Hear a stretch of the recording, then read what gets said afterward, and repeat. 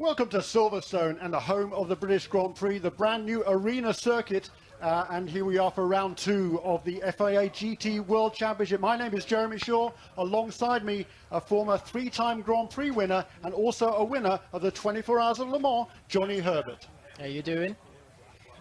Super to be here, Johnny. We've got a good crowd on hand. We thought we were going to have weather problems this afternoon. It's been a bit iffy for the last couple of days, but it's looking great right now. And here is a look at the new arena circuit here at Silverstone. A lot of changes. Yeah, a lot of changes. Obviously, the club corner is changed a little bit, which is the bottom right. That's a little bit longer than it used to be. Then you've got the little straight where the new pit complex will be. Then we've got that right-hander where the circuit used to go left. Now it goes right. Then we come into the new arena through that little curve in, I think it's Island Curve, and then into the arena itself. The tight right-hander, then a left-hander, and onto a long straight, Wellington straight, and then the intermediate 2 as you see on the screen, and then joining Brooklands, and then Luffield, and then past the start finishing line. Yeah, that is a lap of the new revised circuit here at Silverstone. We've been racing here since the 1940s. It used to be a bomber aerodrome during World War II. A lot of changes. Here is a look looking from Club Corner. On the right-hand side is the new pit complex that will be built for next year's Grand Prix. Let's go down to the pit lane with Oliver Gavin. Ollie, you've had engine difficulties this weekend, and sadly you are starting at 16th on the grid today. Yeah, it's been a bit of a challenge for us. I mean, we're still working away with the setup on the car, and this engine configuration with Magneti Marelli is proving to be challenging. But you know, purchasing the car to start, and a very clear strategy for us today. Come in after 25 minutes, and I'll then get in the car and see what we can get. But this is the qualifying race, so we've got the big race tomorrow, and we'll see where we start for that. But great to be back here at Silverstone racing. Great, thank you, Ollie.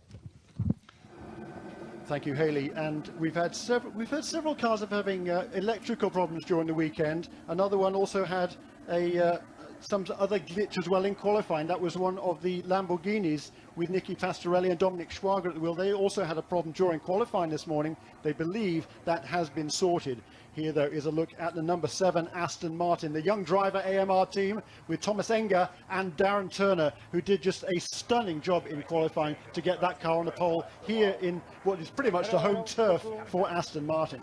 Definitely so, and he definitely lost a few years to be a young driver, but at the end of the day, he stuck it there. Very experienced is Darren, many times with GT1 in Le Mans, so good experience. Another Aston Martin on the front row. On row 2 of the grid, Michael Krum and Peter Dunbrack for Nissan, and then in row 3 it's Pierre Hirschi, Jonathan Hirschi in the Aston Martin, and alongside him is the second of the Maseratis.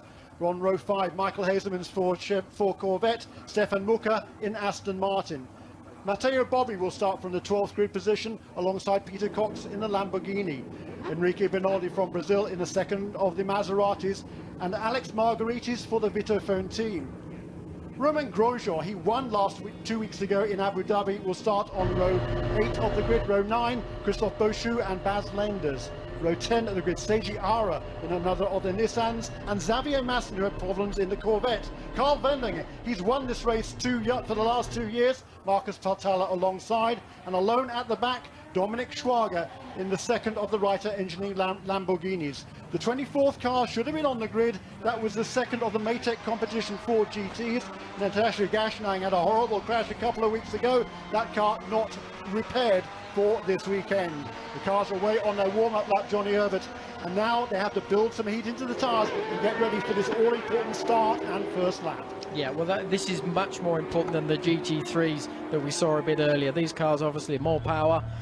These drivers are going to be really working hard to weave the car to get that warmth into the tyres. There you go, a little bit sort of left and right, and they're always going to work hard to get that temperature in. It's very important to get the tyre temperature up as close as they can to the optimum for that start.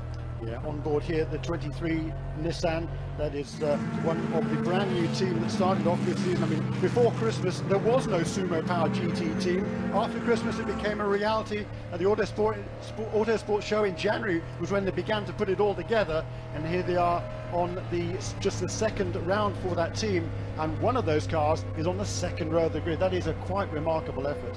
It certainly has. I think it surprised a lot of people because they weren't very competitive in Abu Dhabi, but they've got 2 cars in the top 3 rows, and I think they're looking very, very strong. We have to see how they work with the tyres during the race. On board, that was with the Maytech Competition 4 GT. Romain Grosjean, a star in the open wheel ranks, a star also on his GT1 debut 2 weeks ago in the Middle East in Abu Dhabi. Came through to win that race and leads the championship coming in here to round 2 at Silverstone. So we're going to have some great onboard footage for you this afternoon. Here is the number 9 Hexis Aston Martin, and that is going to bring some great footage as well. They're going to start a little bit farther back down the order than, well, they're going to start on the second row of the grid is what they're going to do, and it's Fred Macavecchi and Thomas Ackery, 2 French drivers who are both relatively unheralded but really making their name in the GT ranks, and I know that they are looking to get the jump if they can on the other Aston Martin that will start on the front row of the grid. I think we've got a real exciting race ahead here. I think with the Aston Martins, again, a little bit of a surprise. Same with the Nissan. I think the Maseratis, to be honest, were probably the favourites this weekend. And I think it's going to be interesting to see how the number 1 does in its 4th position. But then a little bit further down, well, a long way further down, 12th and 13th. I would expect those to come through the grid. Yeah, there's going to be a lot of action here. There's a lot of cars that we thought are going to be fast, starting well towards the back of the field. On board here with one of the Vitaphone Maseratis, and Andrea Bertolini and Michael Bartels. They've been a huge force to be reckoned with in GT1 racing for the last half a dozen years. The team has won the team's championship 5 years in a row, and Michael Bartels certainly did not expect to be, I think, a complete contender this weekend. They struggled a little bit 2 weeks ago in Abu Dhabi, but still came away with a top 5 finish. Yeah, and he's got a vast amount of experience as that team, and it's something that now they can sort of hopefully put it all together for this race, because I think this is going to be a very difficult one. It's 1 hour, but I think it's going to be a difficult one to basically look after the tyres. The tyres are going to be a very important factor. Yeah, each of the teams has only 4 sets of tyres for each car to last them through the weekend. Michelin certainly builds a very durable tyre that lasts fairly well, but these cars have a lot of horsepower, certainly well over 500 horsepower, and they certainly, if the drivers don't look after them, they can chew up those tyres. So tyre management certainly is going to be an issue. So here we go, the pace car has pulled off. So we'll be coming up to the start now. We're on a nice little sort of formation as we come up to the line. Thomas Enger on the pole. Alongside on the outside is Thomas Ackery, and a lot of big experience gap between those 2 drivers, but they're both in identical Aston Martin DBR9s, and it's going to be a very slow pace start. There is the green, away they go, and look at Michael Bartels, look to the outside. The second of the Aston Martins gets tucked out. It was Clivio Piccioni who made a great start down the middle, forced the back out of it, and I think the male maybe cleanly through Cox corner. Yeah, it looks like it.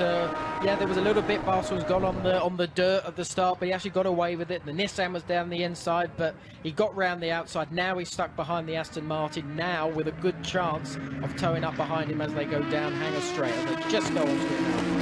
Great start by Thomas Enger from the pole position. Leads the field through that, gets them onto the Hanger Straight. And look at that run, he got onto the straight. And Michael Bartels in 3rd place. He was complaining a couple of weeks ago that Maserati was not as quick on the straight line as some cars. And around the outside goes Peter Dumbrek. He lives only a few miles away here from Silverstone, and he's so much looking forward to leaving on this draw on board with that Sumo Power GT car going into Club Corner.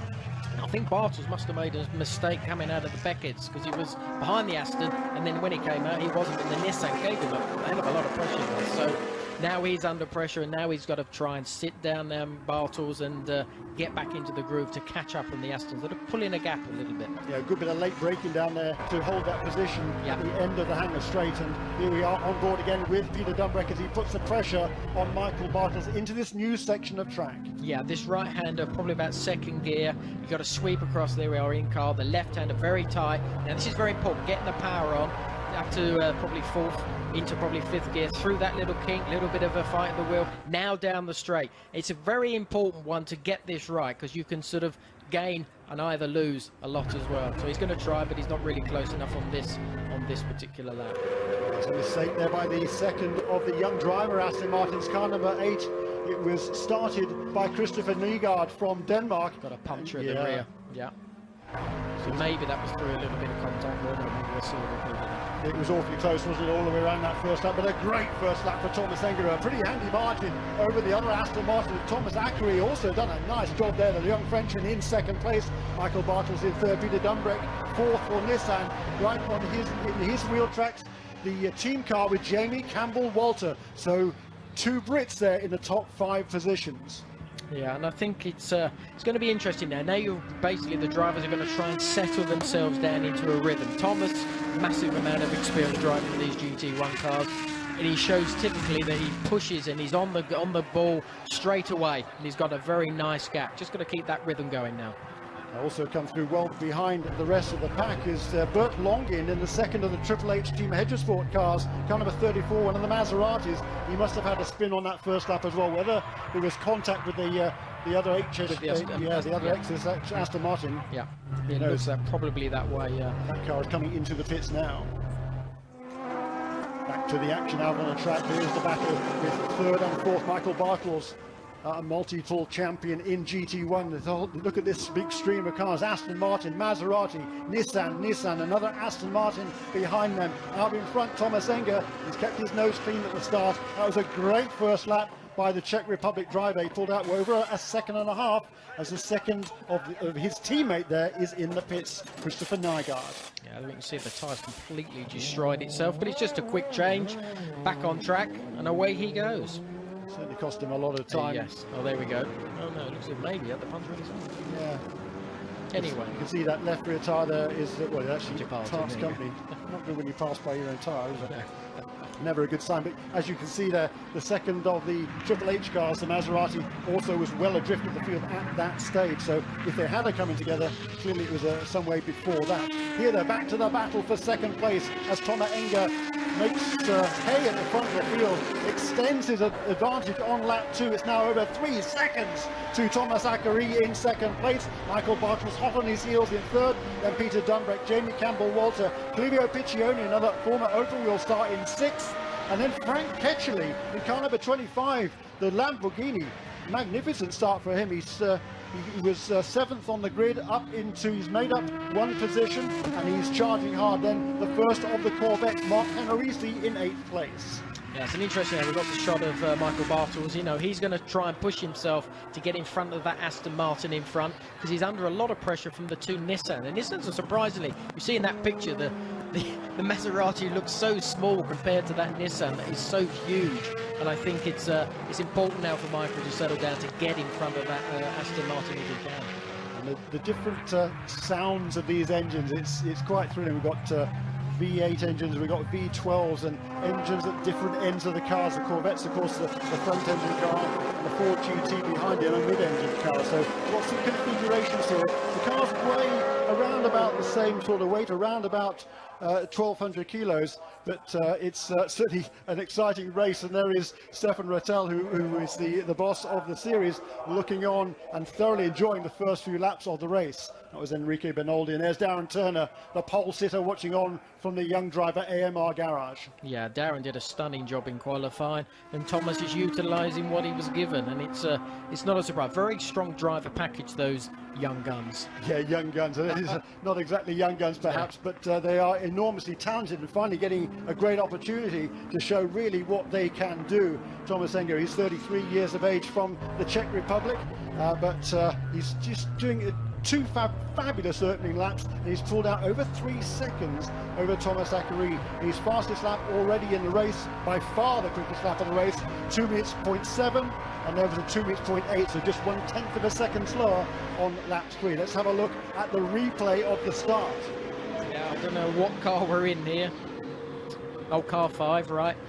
You can see it gets a little bit there. There was a spin. We missed that one there. So that was where it looks like the Maserati spun. And there's the other young driver car in front as well. I think so that was the contact. So that was where the puncher came from. Oh yeah, there was a lot of a lot of squeeze. There was 2 Maserati and Lamborghini as well, and the Aston Martin. So bit of damage there.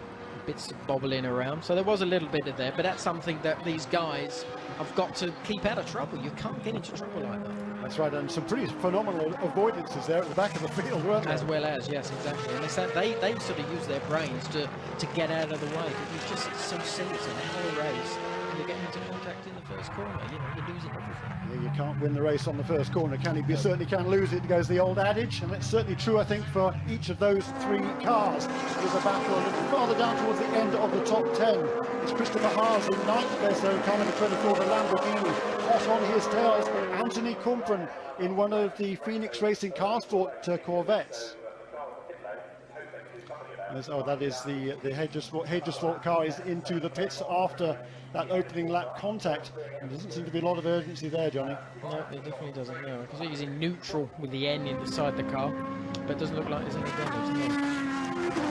There's another bit of contact there. It's Anthony Cooper trying to force his way through the battle for 9th and 10th places as just past us in the commentary box came Christopher Nygaard in the second of the young driver Aston Martin. So he has made it back out into the race, and he is not a lap down. So he's got an awful lot of ground to make up, but he is at least on the same lap as the leading cars. Yeah, lots. But again, they're losing that much time. You know, there's 51 minutes still to go. Thomas is probably only 8-10 seconds behind him.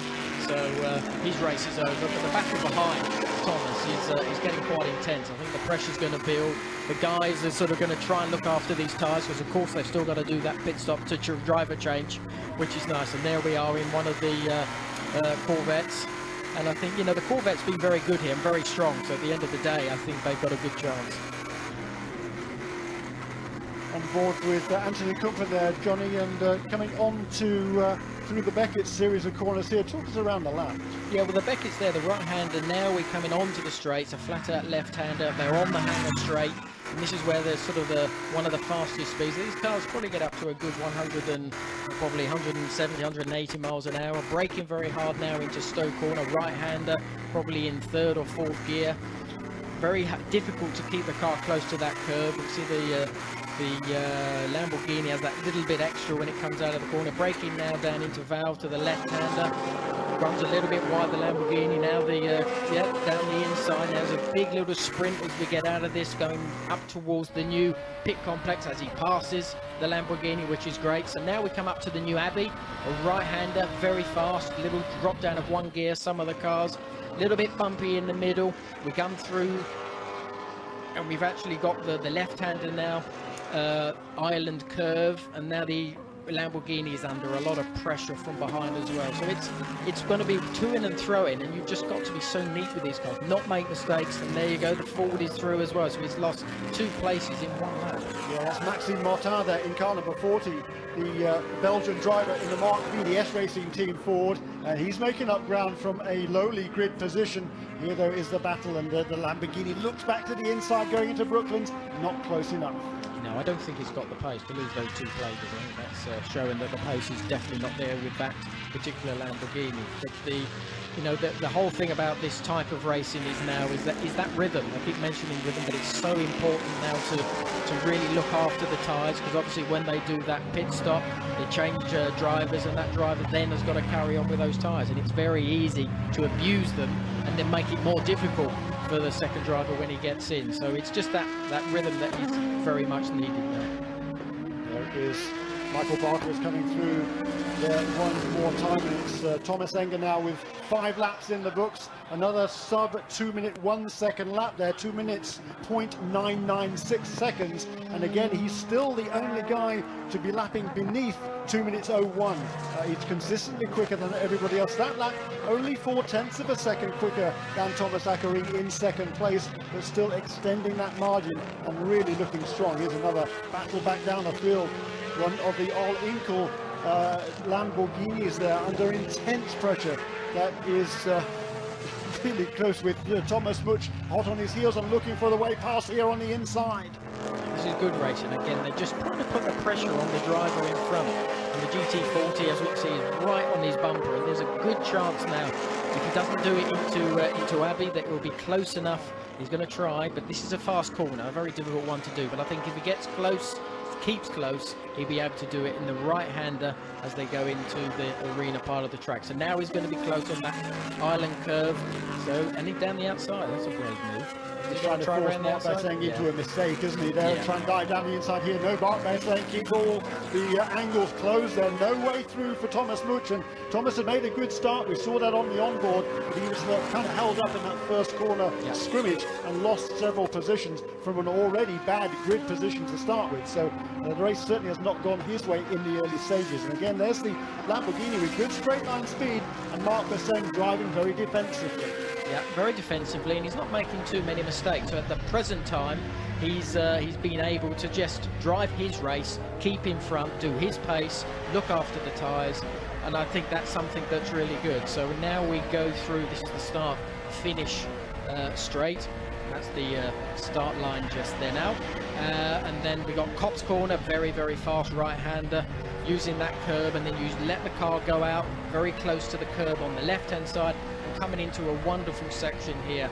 And it's something that is very quick. There's one gear change down, getting onto those curbs on the inside. The left-hander, Beckett's, keeping tight, very easy to lose the car and wash out. Now it's very important to keep that car on the right to exit, because now you've got a long straight, and that straight is important, because if you make a mistake in the middle, the car is going to utilise that slipstream and probably finish it. We're watching this battle here for 12th and 13th place there, with Mark Basseng struggling to hold off Thomas Much, but right behind them also are Nicky Pastorelli in the second of the Al Inkle Lamborghinis, and also right behind Pastorelli is Nicola Armindo in one of the Mad Croc Corvettes, running in 15th place. So those four cars pretty much nose to tail. Five cars also with the Portuguese driver Miguel Ramos there in the second of the Viterbo Maseratis also. Yeah, and I think the Viterbo Maserati should be further up the grid, so I think he's now trying to put all the pressure on the cars in front to get himself up there, because he needs to do that. He needs to get himself in a good mental position for tomorrow's race as well. So it's an important part for them race to get a good result. Now, how frustrating is this for Thomas Much? He's pretty sure he's got a much faster car than the Lamborghini, but he can't find a way through. No, he can't. Now, frustration is one thing, but frustration and then driving into the other car is something that you don't want to do. You just want to keep on doing what you're doing, pressurise, pressurise, pressurise, and eventually probably something will come your way. And there's a powerful position, and that is Nicolas Armindo making the move there to the inside. Armindo, who's been a long-time Porsche Super Cup driver from France, now based in Germany, and that was a great move down to the inside of Nicky Pastorelli. So one of the Corvettes makes the move on the Lamborghini. It's an early pit stop. Yeah, very early pit stop now. Pastorelli in the second of the Al Inkle Lamborghinis, and he's been struggling for the last couple of laps. So yeah, and they had a problem in the qualifying session this morning, which restricted them quite severely, unable to get that car up to speed at all. It was a sensor problem. They thought they got it sorted out, and they thought they had a fast car for the race. The car was handling very, very well indeed, but this is certainly an unscheduled stop for car number 38. No, for sure. Now I'm guessing they've probably got a similar, oh no, maybe it's a steering issue by the look of it in some way. So obviously some handling issue that they've got. Indeed, and that's certainly. Let's go down to the pit lane, and Haley is with Alex Margaritis. Alexander, unfortunately you have to put the car in the garage. Can you explain what's the problem? Yes, at the moment we are not quite sure what the problem is, but he talked to us over the radio. We have some engine problems, so we have no performance on that side. We changed the ECU, but it was not the problem, so we're trying to find another problem. Thank you, Alex. Alex Margaritis is a teammate, of course, with Alfred Hager, also the team owner, one of the team owners of Triple H Team Hager Sports, and Alfred Hager making a comeback to racing this year. A former factory driver for BMW 20 years or so ago, did a lot of Porsche Super Cup racing after that, and coming back this year after a 10-year absence, and it'll be a great disappointment to him to be out so early in this race. Back here to the battle at the bottom end of the top 10 are the two Phoenix Racing Car Sport Corvettes, and hot on their heels is that great battle developing, and that is the car number 40 behind them, one of the Mark VDS racing cars, and Maxime Martin took the opening stint in car number 40, and he's got that car up into 10th place, having started way back in 18th. Absolutely, and they seem to have it's really come through really well, and at the moment there's obviously going to be a lot of pressure from that 14 on the Corvette in front, and it's something that you've just got to do, and you've just got to be so patient with this type of thing. You make a mistake of trying to pass the car in front, the guy behind is then going to slip through and you're going to lose out. So you've just got to be so patient and put as much pressure on as you can in front, and the guy behind, well, it's up to him to do his job. Both of these yellow Corvettes there, they had a great weekend in Abu Dhabi a couple of weeks ago. Because of that, there's a system of success ballast in the FIA GT World Championship, and the cars that do particularly well one weekend, they handicap them a little bit with a little bit of extra weight, and both of these Corvettes carrying a little bit more weight than they were last week. 20 kilograms and 30 kilograms respectively on these two cars, and that's certainly going to have an effect on how the balance of these cars develops during the racetrack. Yeah, I think the main thing with weight, it's sitting on about just how the car handles and how it sort of the tyres react, but it's something that these guys deal with quite a lot. You know, there's a lot of experienced guys out there, but these two Corvettes are having a good battle. He's diving. So very optimistic. Oh, right, there you go. Well, very optimistic, but... Yeah, with Anthony Cookman there making a pass on Mark Tenerisi there, and smart moving probably by Tenerisi there. He realised the other car was alongside him, make sure he doesn't turn in and take them both out and give up that, so he gave up that one position, and he lives to fight another day. But it will be interesting to see if the GT40 can capitalise on that, because obviously he's been able to close out. Doesn't he might? No, he's not going to try there. But that was a very close one, because although it looked as if he let his teammate through, he nearly actually lost out behind with the GT40. There is that battle though for 8th, 9th and 10th positions.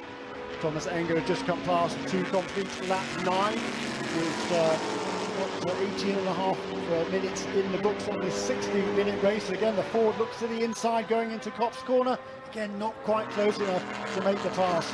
You've got to be tucked right up under the gearbox, or rear wing in this case of the car if you're going to make the pass, and not quite close enough going into Kopp's. No, the interesting thing with cars is that they're not all the same all around the track. They're probably the Corvette is quick in one part of the circuit, the GT40 is quicker in another. But here at Silverstone, you want to be quick down the straight. Makes your job a lot easier. Yeah, that is the big key, isn't it? And there's a big spin for that is Thomas Butch, I believe. Yes, in car number 5. I think we're going to find the car that was running in 13th place and battling to get up inside the top 10. It is Thomas Much, and he's buried that car in the gravel. Wow. We didn't quite see the beginning of that one. Looked as if there was a little bit of contact, I think, before they went in. Didn't quite see it, but it looked like it. That's with Nikos Armindo, with whom he had been battling the Mad Croc Corvette. They were battling for 13th and 14th places. Much had the advantage when he came past here on a previous lap, but nothing to choose between them. It looks there as if the Ford came off second best and buried in the gravel at Maggots. So that's not a good place to spin off. It's a very fast section of track there. Yeah, no, definitely. It's a very odd place to spin off to them, so I think that was a definite contact that was there. So, obviously, one out of the race, and if there was contact, probably the other one got a little bit of damage as well, I would presume.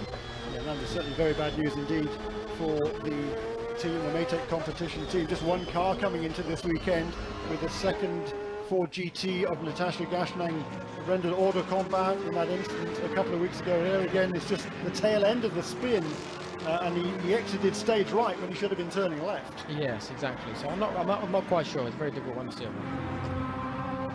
So Butch had been leading the way, unless he'd made a mistake at Kopp's corner, according to conjecture in there. But certainly apparently some contact between those two. And there's another battle going on as well between one of the Sumo Power Fords and right on its heels, the fastest so far of the Lamborghinis. So that's Jamie Campbell-Walter there in 6th place, coming under intense pressure from Frank Ketchley in that number 25 Reiter Engineering Lamborghini. Yeah, and we're down into one of the fastest part of the track now. Yes, there you go. He's going to tick out left. Jamie's going to try and defend, but I don't think he's really going to get through there. No, he's not. And it's something, just this pressure again, the Lamborghini looks very good. It looks very good on its tyres at the moment. It seems to be utilising them very, very well. It seems to be very, very comfortable. And at the end of the day, I think he's probably going to slip by very, very shortly. Have a look at the standings there. It's Thomas Enger who leads from Thomas Ackery and Michael Bartels. Peter Dumbrek in 4th place, Clive Piccioni in 5th place in another Aston Martin, and then Jamie Campbell-Walter in the 2nd Nissan. Frank Ketchley for Lamborghini in 7th, and Anthony Kumpen and Mark Henrici in Corvettes. Maxime Martin in 10th place for Ford, 11th and 12th in the Corvettes. They're farther down the order than they would like. Car number 12 is Pertti Kuzmainen in the 2nd of the Mad Crop Corvettes, currently running in 16th place, doing a respectable job, and he will hand over, of course, to Oliver Gavin. And I know Oliver Gavin can't wait to get behind the wheel of that car, but he's going to have an awful lot of ground to make up. An awful lot of ground. I think it's a very long day for Oliver. Indeed it is.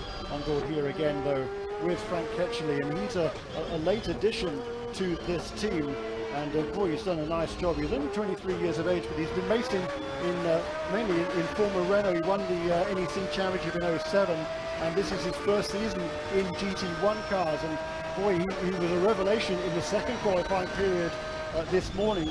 He was second quick for quite a while, and very much up amongst the front runners and doing a sterling job in the opening stint of this race. Yeah, and it's interesting looking at the times at the moment. Thomas has obviously been leading for a long time now, but it seems as if the gap is coming down. It seems as if almost, and I know we spoke to Thomas the other day and he was saying in the race they have tyre issues. Maybe this is the start of one of those issues that they've been having problems with in Abu Dhabi. Yeah, that's a good point. Did he push too hard too soon? Look at the inside here, comes down car number 25. The Lamborghini is trying to make a move, but once again, Jamie Campbell-Walter holds that inside line, jealously going into Stoke corner. There's no way around the outside. No, he's trying, he's not quite got the speed in the right places, and I think we see here, the Nissan seems to be very good out of club, this right-hander now, and he seems to normally pull away from the Lamborghini. We'll have to see if it actually works out this time, but yes, there we are. I think he starts to accelerate away again, so he's not quite close enough in the right parts of the circuit to be able to get past, because he needs to stay close here into Abbey to go through Island Curve to get a chance of overtaking on the right hand going into the arena. Yeah, Jamie Campbell-Walter, he started off in 5th place in the early stage. He did lose a position to Clivio Piccioni in the Aston Martin Hexis AMR racing car, but he's fallen back now from Piccioni, and struggling to hold off Frank Ketchley there, but he's still got about a 5-second margin over Anthony Kumpen now in the best place of the Corvettes in 8th place. Here's the Maytech car back into the fray, but a long way down, car number 5. Look here for the battle for 3rd and 4th. There is Michael Bartels with Peter Dumbrek hot on his heels there. Maserati versus Nissan. And here is the 2nd place car. The gap between 1st and 2nd has come down quite dramatically over the last few laps. Thomas Enger was as much as almost, well, about 5 seconds ahead of Thomas Ackery in 2nd place. That gap has come down by half. It's now only 2.4 seconds. And the last 2 laps around, Thomas Enger has been 2:03 laps, so a good bit slower than he was going before. But on board here with Peter Dumbrek, he's trying to put the pressure on Michael Bartels. Yeah, and he hasn't been quite close enough to be able to put enough pressure on Michael. And Michael seems to be sort of holding that gap, but also he's just edging towards the Aston Martin in front of him, and again the Aston Martin is closing on Thomas as well. So if you play a smart game, I think Michael has got a good chance of getting in a good position for when they come into the changeover in the pit stops. Indeed, and I think the pit stops are going to be starting very soon indeed. We've got less than 45 minutes remaining in this race, so the pit stop window is open. And judging by the pace of the leading Aston Martin, yeah, there is the first guy to pit. That's Pertti Kuzmainen, the 60-plus-year-old Finn, gets out of the car number 12 Corvette, the Mad Crop Racing Corvette. Oliver Gavin climbs behind the wheel. There's a change of tyres also, and then Oliver Gavin will rejoin the fray. This looks like a fairly standard pit stop. They have to change Michelin tyres on the car. They reset the ignition on that car, and away will go Oliver Gavin. Not the fastest of stops, it would appear. Now we're back in with the Nissan and Peter Dumbrek. I think the main thing now is these guys have just got to sort of really try and get as close as they possibly can, because when these pit stops come around, there is a good chance that they're going to be able to overtake. A little bit of I don't know if this is traffic, very possibly traffic there, I'm not sure. Yes, there's a bit of traffic. Oh, that was a bit close.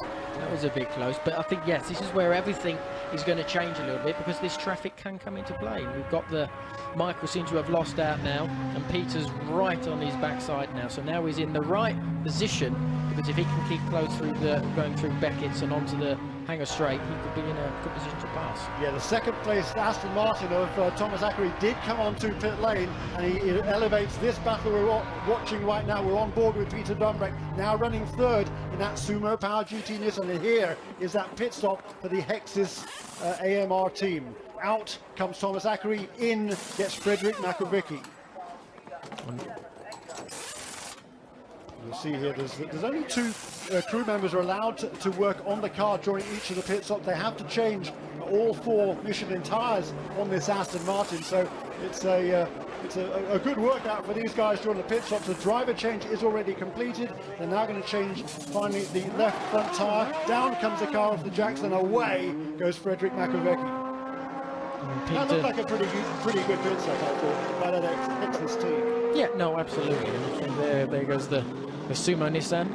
Yeah, that's Jamie Campbell-Walter handing over to Warren Hughes. They were running in 7th place prior to that pit stop, 6th place prior to that pit stop. They gave up 1 position to Frank Ketchley in the Lamborghini when Jamie Campbell-Walter ducked onto pit lane.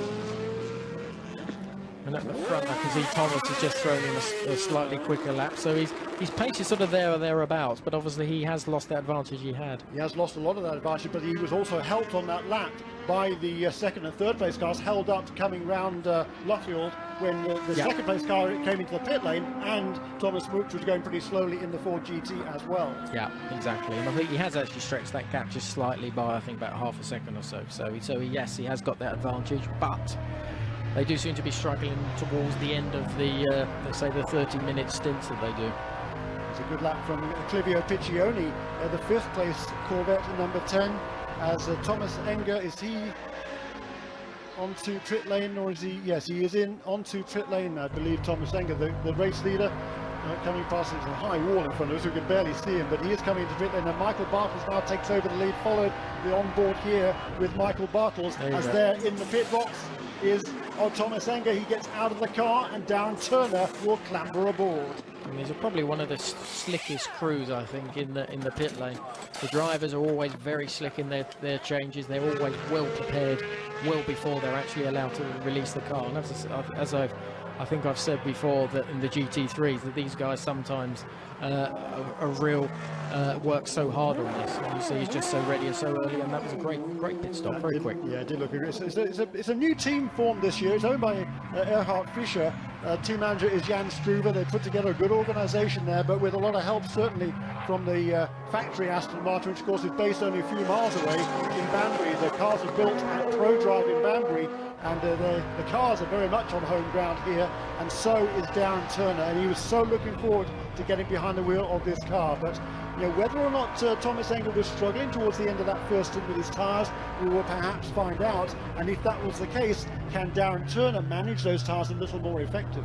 Yeah, no, definitely so. I think that's going to be key to this.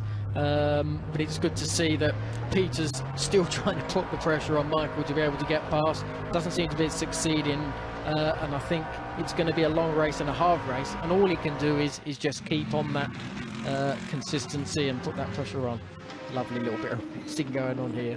It's great, isn't it? There it's Bert Longin in the car number 34, the second of the Triple H Maseratis, and off over his tail the Corvette of Xavier Masson. So some great battles all the way through the field, as we've seen throughout the race so far. It's the Aston Martins at the front, but farther back it's every man for himself. It is, and it's great to see, you know, we've got 3 different manufacturers battling it out on track, and it's great because this GT1 World Championship, I think the principle of the way that the rules are being constructed for these guys is making the racing great and making it very, very tight as well. Yes, some people will get an advantage, but at the end of the day, that would swing and change as they go to different racetracks. Indeed, so there's a quick glimpse there of Peter Dunbreck. It was pulling on to pit lane in the Sumo Power GT car. Here is that pit stop being made. Peter Dunbreck clambering out. Michael Krum, the German driver, been based in Japan for many, many years as a factory Nissan driver. He climbs aboard. Looks like they're going to complete that stop, and they're waiting for the car to fire. Away goes Michael Krum. Already, however, Darren Turner is through Cops Corner and away, so still Darren Turner has a very handy lead. Yeah, it'll be interesting to see how the 2 front runners and how their speed will be, because I think that will be quite key to who sort of gets that first mental advantage. I think that was a fantastic stop by car number 7 there, and the young driver AMR team, because Darren Turner has come out with a vastly increased advantage over Frederick Makovecki in the Hexis Racing Aston Martin. There were about a couple of seconds between them coming into the pits as they came across the line that time, still in 7th and 8th places as the pit stop sequence unfolds. There was a 10-second margin between those 2 cars. Yeah, and this is where it's very important, this type of racing, I think any form of racing to be honest, the in-lap and the out-lap is very, very important. You cannot lose any time through that. There's a couple of penalties coming up here. Car number 34, that's Bert Longin, and number 7, Darren Turner, for cutting the pit lane entry line. So that was actually Thomas Enger. He's been called for a penalty for cutting the pit lane entry line. So that is a massive infraction by Thomas Enger, and that wonderful pit stop and that great opening stint looks to be undone if they have to serve, as it would appear, their drive-through penalty. Absolutely, and we've also got the 23 car as well. Same problem. Yeah, so obviously it's going to be a big swap. The Aston Martin is going to get the advantage and get into the lead, but it's going to drop down. Very shame for Darren. It's going to drop him down a long way. If it was him or it was Thomas, I'm not really sure, but I guess it definitely was Thomas. All of the cars have to make their mandatory pit stop between 25 minutes into the race and 25 minutes to go in the race. There's a 10-minute window there, and the last of the cars on pit lane now. Michael Bartels about to hand over to, here he has handed over now to Andrea Bertolini, but he stalled the engine. I doubt it. Not with. I think he's not going to get. He's not going to get in front of the Nissan because obviously he's stalling it. Although there you go, there's one Nissan going into the pits. That's going to be the erstwhile 4th place car of Peter Dunbreck, now driven by Michael Krum, who will have to serve the penalty. It's a drive-through penalty. He would have to maintain that 60-kilometer speed limit all the way down pit lane, and that is absolutely disastrous. No, it is, because I think, you know, these drive-throughs are just there for the whole straight, not really going anywhere, and everybody's just speeding past you. You lose probably a good 10 or so seconds here. Oh, a good bit more than that, would you? Probably be near 20, I would imagine, to make a drive-through penalty here. That speed all the way down that long pit lane. Let's have a look at the onboard here. This is on, yeah, you can see you just left that turn in too late. You've got to be inside that white line that demarcates between the grass, or before the grass starts, I should say, on the inside of the racetrack coming onto pit lane. Peter Dunbreck clearly did not do so.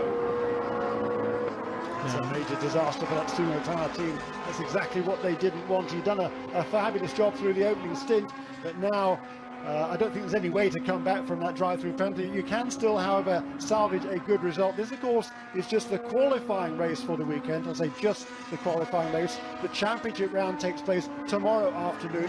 And this race will set the grid positions for tomorrow's championship race.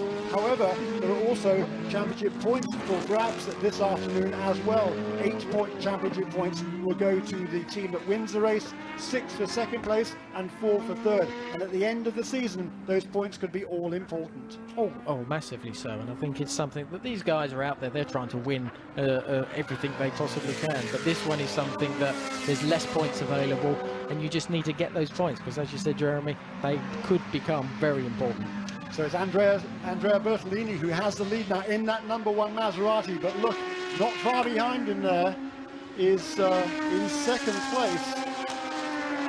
Well, actually, the scoring is now showing Thomas Ackroyd. Yeah, here is Thomas Ackroyd there in the Aston Martin going through the frame. He is the race leader. There in second place is Andrea Bertolini in the Maserati. So it's Aston Martin still out front in a margin of about 6.5 seconds over that Vitaphone Maserati. And in third place is the... What's the scoring? Clivio Piccioni is now shown in second place. So we've got the two Hexis AMR cars shown in first and second. And Piccioni, he made an early pit stop, and he is by far the quicker of the drivers in that car number 10. And Clivio Piccioni is making up a lot of ground. He's up into second place and lapping very quickly indeed. Yeah, and I think that Maserati stalling didn't help either.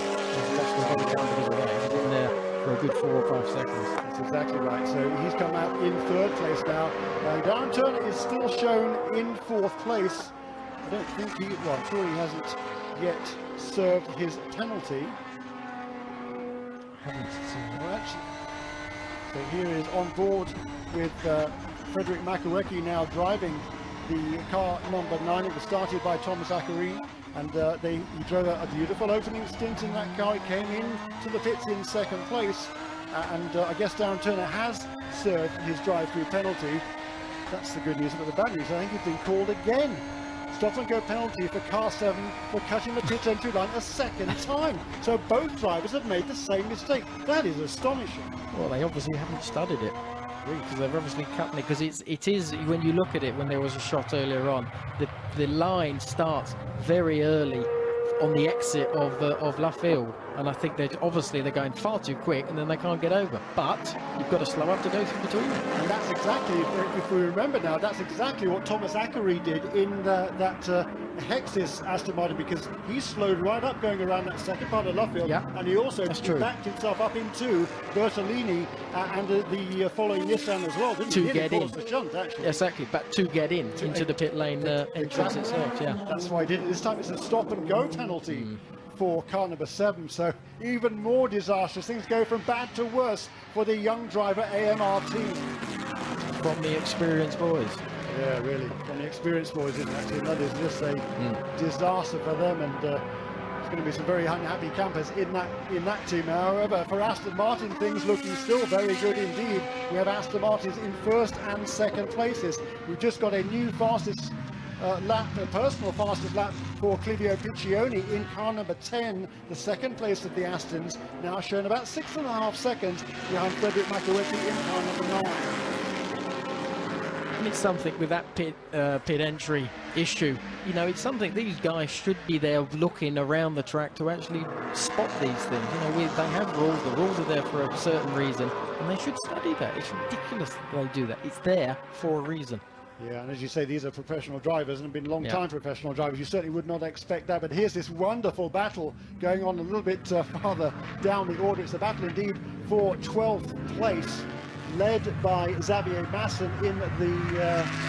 just ahead of Xavier Masson is Marc Vasseng. That'll be Christophe Beauchou at the wheel now of car number 37, that Lamborghini. I think Marc Vasseng drove the opening stint. The timing is not switched over here, and it's Xavier Masson now hot on his heels in the number 11 Corvette. And there's Pertti Koosmainen, who has handed over the car to Oliver Gavin, and Gavin now shown in 15th place. Yeah, and a great little race here, all packed up, so they're all trying to put pressure on each other to try and get in front of each other. But there's a lot of racing still to go. We've still got 20 minutes to go, and these guys are going to be really pushing that pressure and putting as much effort into trying to go as quick as they possibly can. So it's good. It's fascinating to see, again, for me, to see all those different manufacturers racing hard together. There it is, Lamborghini, Corvette, Nissan, Corvette, and another Nissan making up that 5-car train. There we go. And look at him getting on the power. The Corvette gets on the power, coming out of that tight corner, going on to the straight here. Can he make the move? I think he can, yes. He went very wide there, did the Lamborghini. Probably not quite close enough, but this is where all the pressure, you're going to go onto the dirt, you're going to collect this little bit of rubber, these little balls of rubber that collect on the track. They stick to the rubber, they stick to the tyre, and then it becomes very, very difficult. It takes normally about a lap or two to get it off, so it's really trying to put that pressure on, so these guys do keep making these little mistakes. Yeah, Exactly right. And there we've got Oliver Gavin there in car number 12, beginning to put the pressure now on that number 3 Swiss racing team, Nissan GTR, with Karl Wendinger and Henry Moser driving. I think there's quite a battle going on, and the other Swiss racing team, Nissan, also right in the thick of that battle as well. So great dice going on there for 13th, 14th, 15th, 16th and 17th places. Yeah, and I think you're going to see, you know, with Ollie, with the experience he's got around Silverstone, especially here, I would presume he's going to really get close to that Nissan in the next couple of laps, and I think he's then going to get that real opportunity to overtake. And as I say that, with Nissan, I'm sure he's going to slip down his inside. No, he fights him off. Just. Oliver Gavin there, really under pressure from Seiji Ara. Again, another factory driver from Nissan in Japan. A former Le Mans winner himself is Seiji Ara. So a massive amount of experience. He's been driving GT cars for a long, long time, as of course as Oliver Gavin. Absolutely, and I think this is what's great about the GT1 World Championship. We've got a lot of guys with a lot of experience in various different forms of motorsport, but they do generally have a lot of GT racing experience, and that's why we've got these great racing going on. Battle for the lead. Well, there isn't really much of a battle for the lead per se at the moment. Frederic Makovecki still holds a 5.5 second advantage over Clivio Piccioni in second place. The Aston Martin over the Corvette, but the Corvette of Piccioni has just set the fastest lap of the race at 2 minutes 0.6, just one lap ago, so that gap has come down a little bit. And meanwhile, in third place, Bertolini holding on in the Maserati, and then Jos Menton in car number 25. That is the best place of the Lamborghinis, in fourth place, ahead of Michael Hesselman's in the best of the Corvettes, who's moved his way up to fifth. Well, but here's a battle toward the end of the top 10. Ninth place there for Andreas Zuber, who has taken over from Mark Henrici, and behind them Michael Krum, who's made, of course, a drive-through pit stop. So Michael Krum looking to make up that ground that he lost with that extra stop into the pit lane. Now, it's interesting how when you try, and like what Mike was trying to do was go on his outside, so the Corvette didn't actually move to the outside, which he didn't do, and then he's got a little chance possibly of getting him down on the inside here. Didn't work out this lap, but it wasn't far off, and it's all these little things of pressure and trying to position the driver in front of you so they don't actually get the proper drive out of the corner, which then gives you an opportunity to pass. And Michael is one of those who's got a wealth of experience in mainly Japanese GT, and he's a very, very competent driver, and I think he will put that pressure on, hopefully for him, but not for too long. You're absolutely right. Just 16 minutes and 20 seconds remaining in the race here. This battle still rages with the Lamborghini, the Corvette, and a pair of Nissans, hungry Nissans, trying to move back up the order. They were running so strong in the early stages, but pit stops for a couple of them. These are the two Swiss racing Nissans, not quite on the same pace, it would appear, this weekend, with the Sumo GT cars of car numbers 22, 23 and 24, with Michael Krum and Peter Dumbreck, and their teammates as well, which will be Warren Hughes and Jamie Campbell-Walton. Is he close enough here going into Copse? It's possible. It's just Copse is a bit quick. He really, no, he's not going to be quite close enough as I thought. But I think now he's just got to try and keep close. The exit of Copse now, it's important to get that drive out. I think because he tried to do a half pass, he's probably going to lose out a little bit. Now it's going to be interesting, and what he's got to do, especially here on this left-hander, Beckett's, and the right-hander especially onto the straight, this is where he's got that chance if he can. But I think the Corvette does look quite secure as he exits and goes on to Hanger Straight. Yeah, this is a great battle going on. There's all sorts of battles going on, actually. This is the battle for 9th and 10th. Andreas Zuber and Michael Krum, both hugely experienced drivers, but Andreas Zuber's, most of his is in open wheel cars. Most of Michael Krum's is in closed wheel cars, but you wouldn't know it judging from the way races and the driving this weekend. Zuber did a stunning job a couple of weeks ago in Abu Dhabi, came away with a podium finish on his debut in GT racing. And here now is a look at Darren Turner in car number 7. He's just set the fastest lap of the race at 2 minutes 0.536, and he is running in 7th overall. Let's look at the standings. It's still the 2 Aston Martins out in front, then Maserati, then Lamborghini, then Corvette, and then the best of the Nissans. In 7th place is Darren Turner, and then the Lamborghini again behind him is Peter Cox at the wheel right now, the Corvette with Andreas Stuber. Then in 10th place, another of the Nissans, Michael Krum, then Enrique Bernoldi for Maserati and Xavier Masson for Corvette. And behind Xavier Masson is Oliver Gavin there in 13th place, Christophe Beauchou and Henry Moser behind him in Maserati and Ford GT respectively. So there's battles all the way down the field, and Darren Turner looking to make up for that second extra pit stop. He's up into 7th place at the moment. He's got another couple of cars very close ahead of him on the road. Yeah, and this is where he's, you know, he's got a chance now of getting back. I think the speed of the car, he's definitely good at the moment. They don't seem to have as big a issue, I think, as Thomas had mentioned, with their tyre degradation or their tyres going off.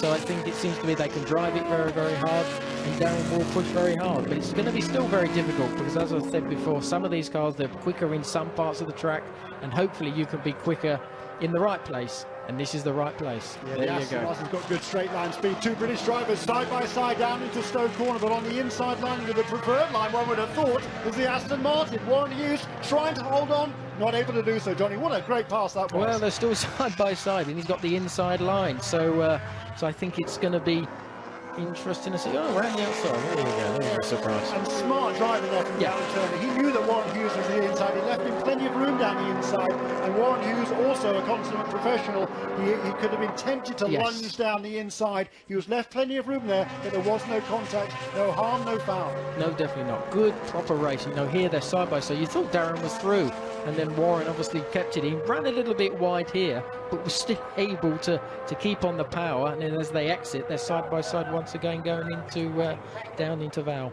Again, 2 true professionals there, I think. That shows that those 2 class drivers both on. They leave each other room. You know, if you can make the pass, fine. But you're not making it easy, but at the same time having the respect of their fellow absolutely. professionals. That's what it should be all about, is the respect to the other driver and have a race.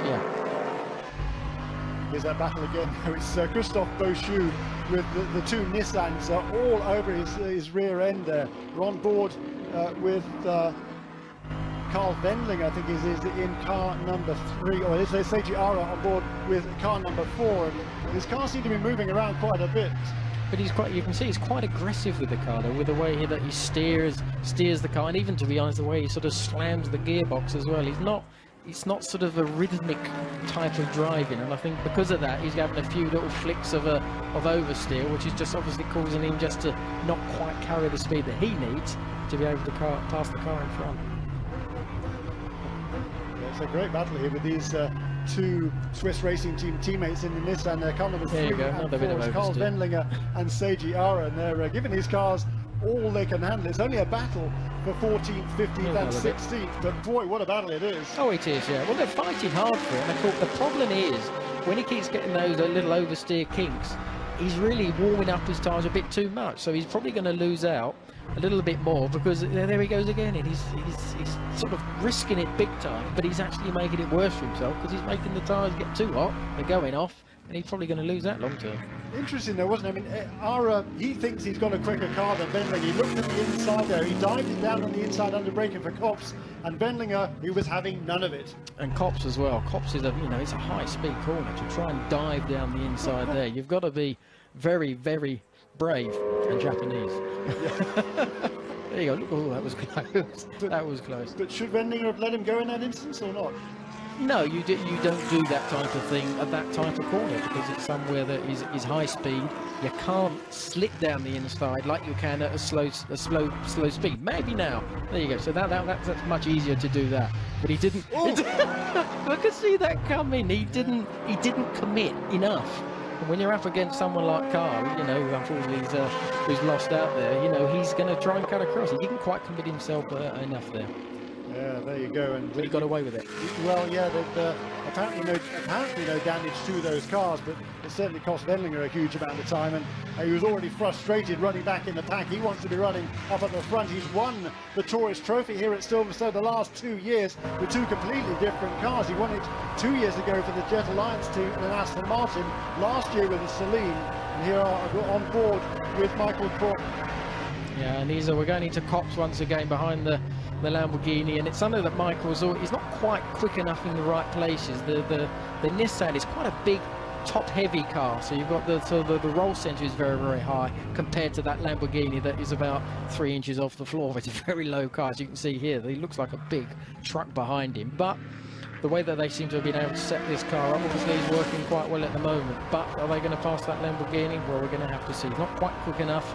Again, on an opportunity of slipstreaming down the hangar straight. Yeah, this is a couple of battles here coming down into Stoke Corner. Down the inside goes the Corvette. A great move there. That is Andreas Struber trying to find a way through, and he does so. And that is the battle for 9th and 10th places. Michael there is nice and close now, so if he can just keep that close, that Lamborghini just accelerates a little bit faster out of club itself. But now the Abbey, the right-hander coming up to it, if he can get close enough there, he's then got a good chance. So hopefully no, I don't think he's going to quite do it. He's not going to get close enough for the right-hander but coming up now, because that's a good opportunity to overtake. Lamborghini, there you go, he's trying to protect his position, but nearly kissing each other, I think, there. But again, I think he overprotected it. He didn't need to protect it. It's funny, you've got to be so aware. And that's the thing, isn't it? He's trying to pressure the Lamborghini into a mistake. We've seen a few little sideways moments from that Lamborghini, but not enough to give an advantage for Michael Krum to make the pass. And the Lamborghini does seem to be very quick on a straight line, but down under braking for Brooklands. Whoa! Oh, another one. That's an experience with Peter as well. And we'll see if he's going to be very hard for Peter to get back now in front of Michael in the Nissan, because it's very hard to get out of Luffield here down the pit straight. Yeah, I think Michael's been a little bit quicker in any case. He's just been looking for that advantage to get through and take away that position. He finally does so. So 8th place now for Michael Krum, having taken over from Peter Dumbreck in the Nissan GTR. He's one position behind Jamie Campbell-Walter and Warren Hughes. So the two Sumo Power GT Nissans running in 7th and 8th places on the first time they've raced on home soil here in the UK. Yeah, and that was good professional driving. I think, he committed himself down the inside. Peter sort of tried to lean on a little bit. Then he gave himself, we'll see here. So Michael sort of pulls out. It's a long sort of entry that tightens up on the left. Michael's getting the inside. Peter gave him a little bit of room, and through he goes. Very professional driving, and good to see. Yeah, it wasn't a big gap, was it? He really had to work for it. But again, respect between those two, as opposed to. Oh, here we go. I think that was earlier with Carl. Yeah, interesting. There's certainly no doubt that Carl Wendlinger is the senior driver in that squad, no question about it. But it's a Japanese car, and it's a Japanese driver who's trying to make that pass. So whether that was politically correct for Carl Wendlinger to close the door on his teammates, particularly when it's for 15th and 16th places, one wonders. I think we should leave early. I think it's quite an interesting box. Carl won't be happy, that's for sure. There's some darker clouds there gathering to the west as well, so we're going to hope you see a bit of a glimpse there from that onboard shot. There's some clouds building. We're going to hope it doesn't rain this afternoon. When we came into the weekend, we've been told by the weather forecast, the wonderful English weather forecast, there might be some rain, but here's another battle for position here, and that again is the Sumo Power car down to the inside. That is Warren Hughes making that pass. Yeah, we've got 5.5 minutes still to go. And it's good. The racing's been actually very good in the last, 10, 15, 20 minutes. There's been a lot of overtaking, and these guys are starting to push. Some of them started a little bit low down. I think we've got Darren Turner now up into fifth position, so he's moving up. He is. He's just found his way past Warren Hughes there for 5th place. So it's still Frederick Makovecki in the Aston Martin number 9. The teammate, Fulvio Piccioni, handed over to Jonathan Hirschi in 2nd place in car number 10. There's an Aston Martin 1-2. 3rd place, Andrea Bertolini for Maserati, and then Jos Menton in 4th place, the Lamborghini. Darren Turner in 5th, Warren Hughes in 6th for Nissan, the Corvette in 7th place. Running well, a good comeback there for Hazemans, the Dutchman. Michael Krum in 8th, and behind Michael Krum in 9th, Peter Cox in the Lamborghini.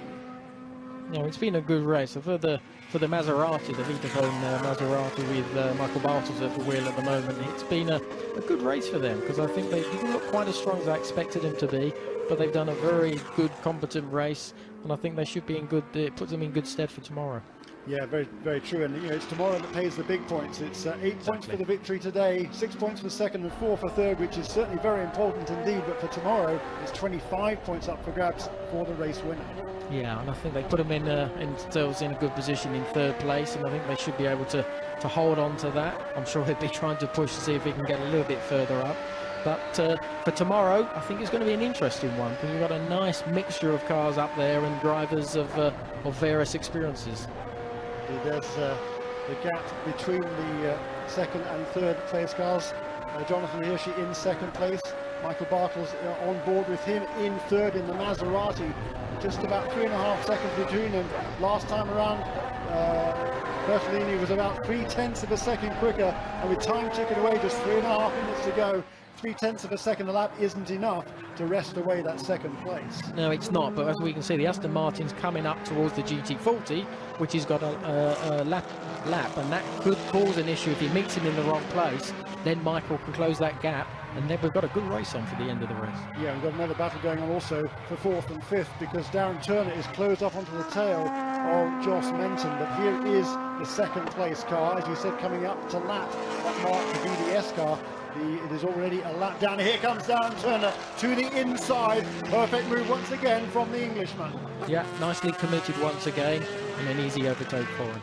It's been a great comeback drive by Darren Turner, but there's no taking away from the fact they threw away a potential victory here with not one drive-through penalty and one stop and go as well. Just total disaster. It should have been way out in front at this stage, and right now the best they can do is a still very creditable 4th place. But they came into the weekend, they scored no points in Abu Dhabi. The big key for the weekend for that young driver AMR team was to score championship points, and they've thrown away a possible 8 this afternoon. Yeah, definitely so. We've got Warren Hughes here behind the Lamborghini. He's got a little bit closer, committed, and there you go, he's through. So finally he's got past that Lamborghini. So again, that's going to be a good position for them for tomorrow, because I think it's just a typical mental situation of moving up the ladder and getting yourself in a good mental position for tomorrow. Yeah, so Joss Menton's lost a couple of positions on this lap, and they're looming large behind him as well is that the bright yellow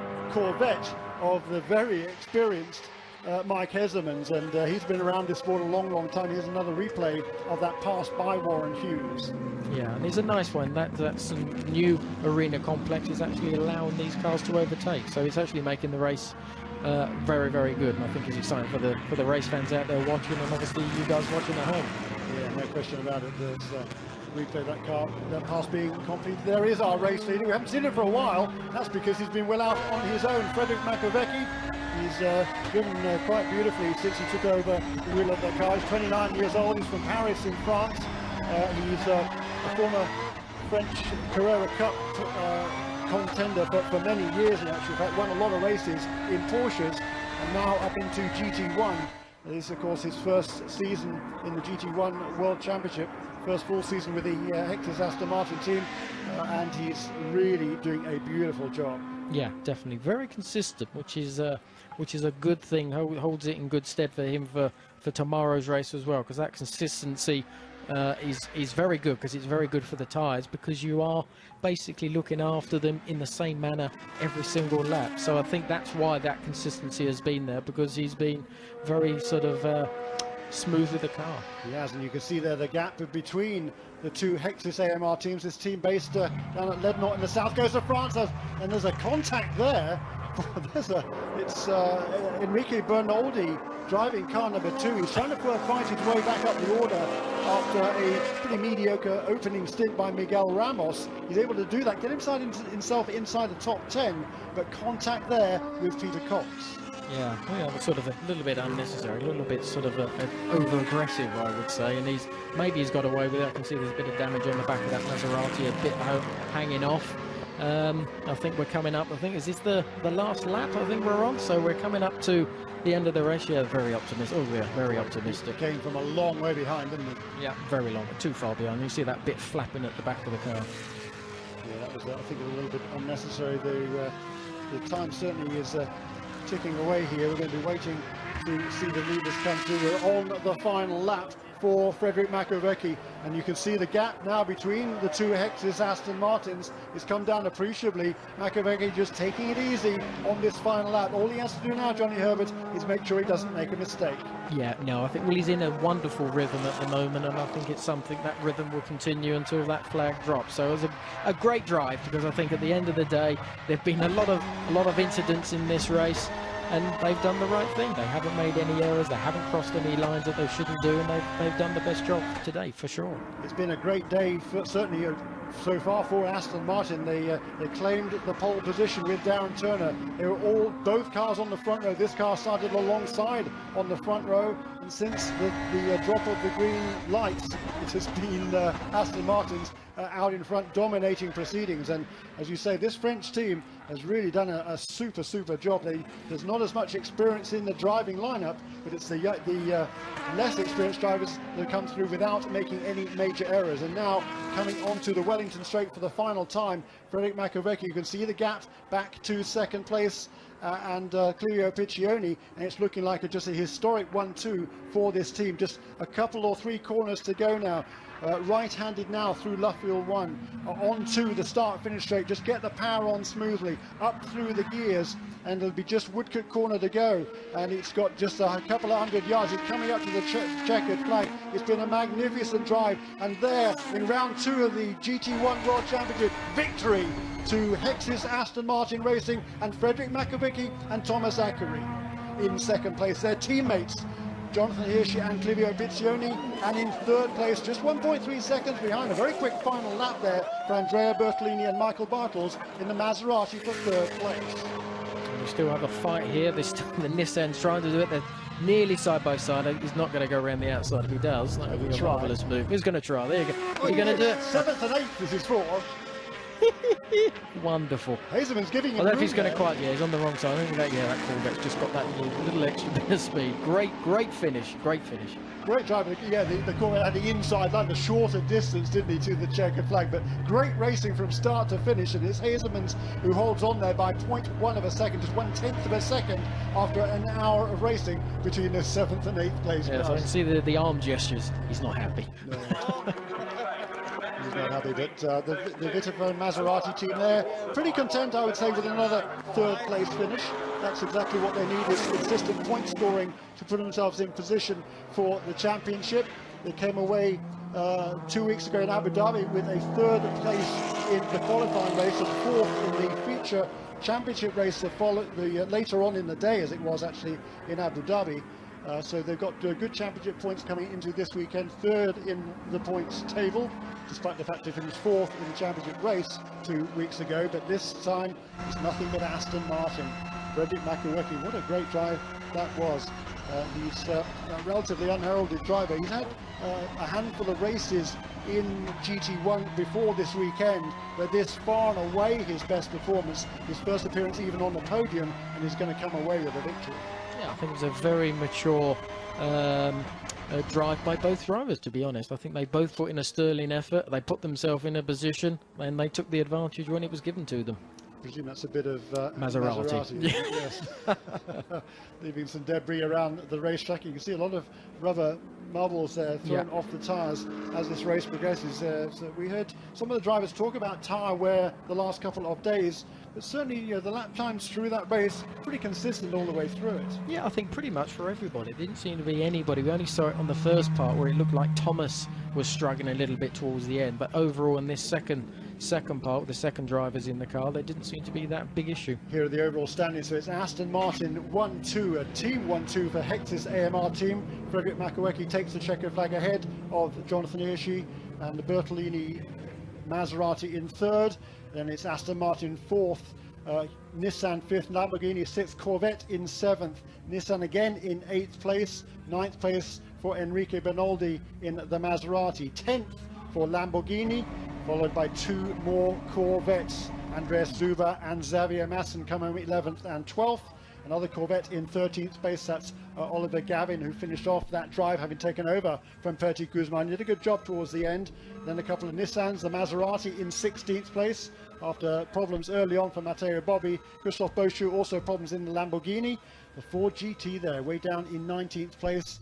Schwager for Lamborghini in 20th, and Romain Grosjean, the winner 2 weeks ago, comes home in 21st. I know, but Ford GT, we just haven't seen much of them. The only time we saw them was when they were being lapped. Unbelievable. It is unbelievable. We did see the lap times yesterday. They were nowhere, the Fords, but if you put all the split times together, they did have a very quick lap that we wondered perhaps whether they were sandbagging to some degree yesterday, not showing their full hand until they got into the official proceedings today, but it hasn't worked out that way. Those cars have definitely been off the pace today.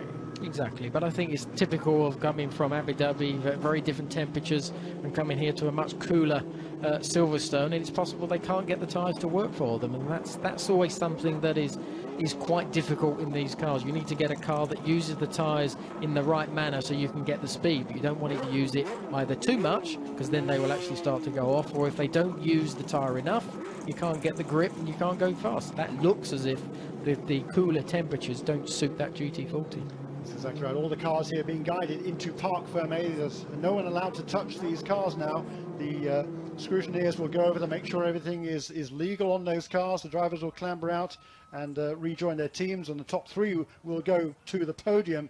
One of the guys who will not go to the podium, however, is Darren Turner. It was a great comeback through the field after those 2 additional pit stops as a result of the penalties they incurred on their way into pit lane.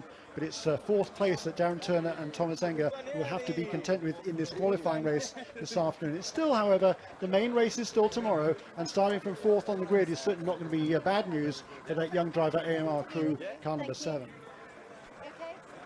No, I think that was a very good race result today. I think it's leading up to being a very interesting race when we come tomorrow. So down to the pit lane, Haley.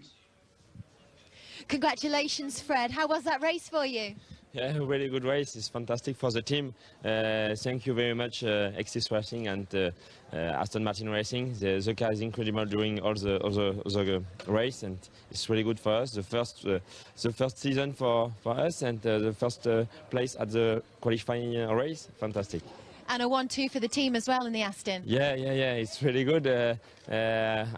We don't in their dream. We don't think that it's possible for us, and really fantastic. Great. Yeah. Thank you.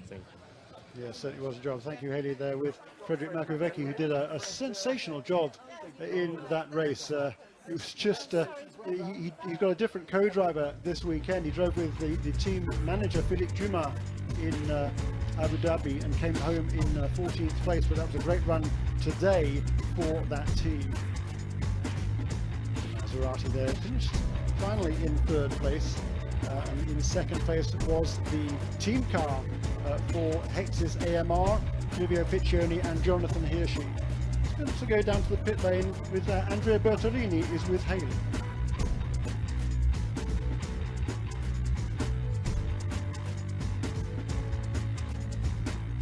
Hex's team has just a magnificent 1-2 finish today. They've not put a wheel wrong. The drivers have been perfect. The teams have been perfect, and they've come away with a magnificent 1-2 finish. In 3rd place, and it's Bertolini with Haley. Congratulations, Andrea. How was the Maserati on track for you? That was good. Also, the balance. We worked very hard for the balance during the race. We was happy. We had just a problem in the pit.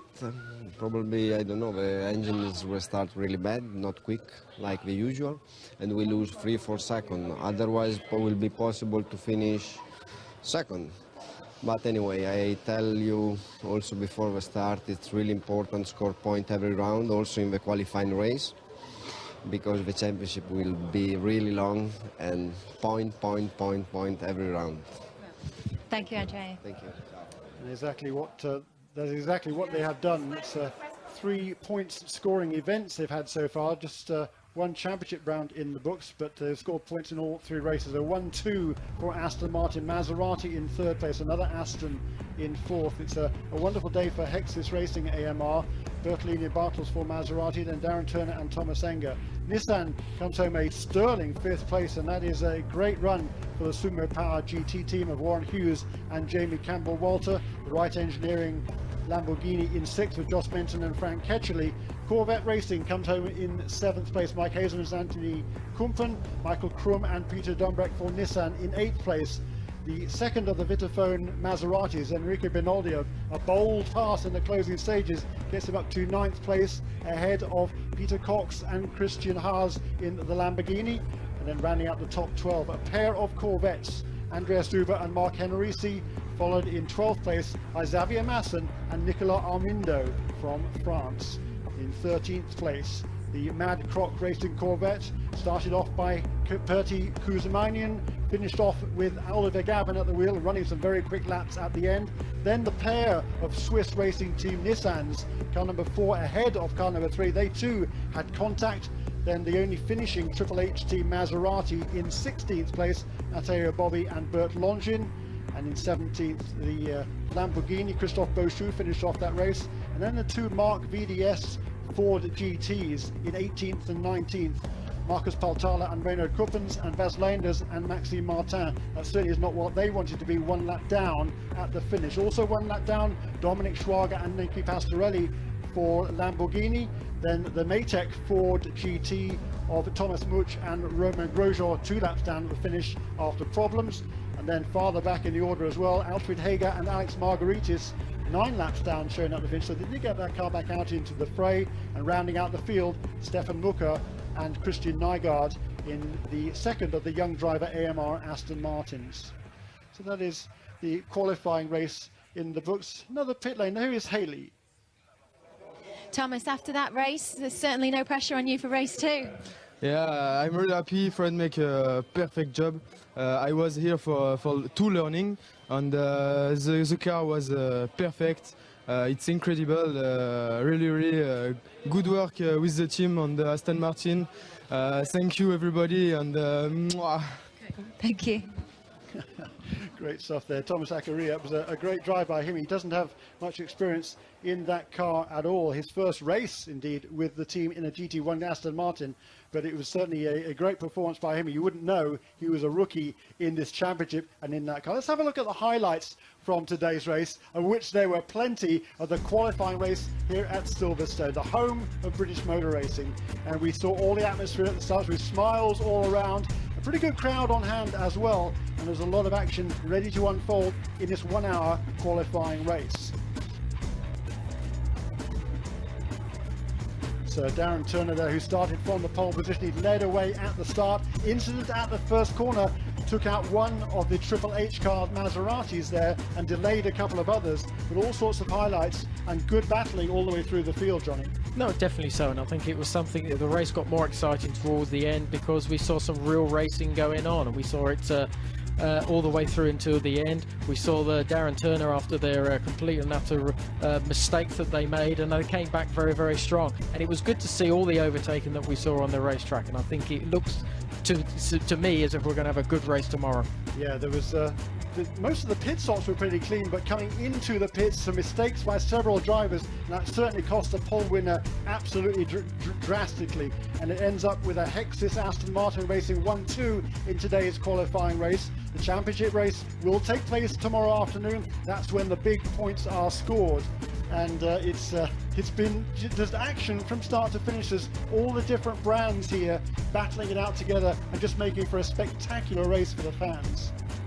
Yeah, I think he's going to make it fascinating for tomorrow, because I think the drivers, some of them haven't got much experience in these cars. They're probably the first time in these cars, as you said, Jeremy, and I think tomorrow it will actually make it more interesting because these guys will be more comfortable. Yeah, we've seen the Nissans battling away as they were for a long, long time. Finally, they came together down at Club Corner there. I think there's certainly going to be some words said in that camp this evening. The battling also too from the Nissans of the sister team, the Sumo Power team. But there is Peter Dumbreck. He made that mistake coming into the pits, which cost his car quite badly in the end, but they came back to finish well inside the top 10. There's another contender, Enrique Benoldi, the ex-Formula 1 driver, making a very bold pass in the late stages. Still does finish in the top 10.